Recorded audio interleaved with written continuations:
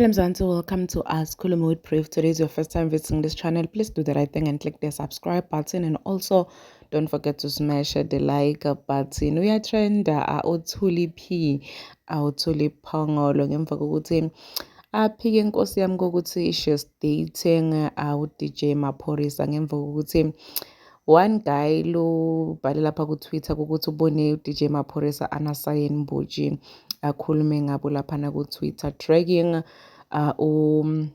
ugel laphayana uThuli Phongolo ngemva kokuthi abhale i-tweet nje yakhuluma nge-boyfriend yakhe, and the guy assumed ukuthi she was talking about uDJ Maphorisa.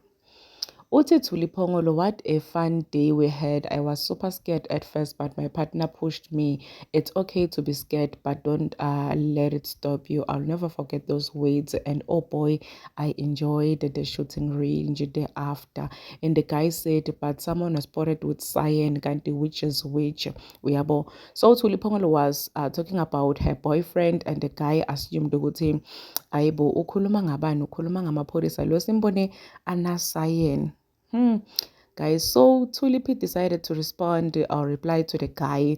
I'm not dating Maphorisa. Can you please, guys, let that guy live? Kisana usho nje uyasho qola mlomo uthi yena akavanje na DJ Maphorisa, abayekele DJ Maphorisa aphile. Although DJ Maphorisa and Thuli Phongolo bebahlala babonakala ba together, but no one have ever posted lo munye or akhulume ngaye ukuthi bayadate, but we knew ukuthi they were dating. And kwake kwakhala sibhaqo ke kuThuli P sikhaliswa ngibani nguMaphorisa, wadecide kwenta njani ugele kumbophisa, but waphinde wenta njani wamkhipha. But anyway, makathi akajoli naye. Please do comment what you think below down in the comment section. I'll see you in the next one. I'm signing out. So goodbye.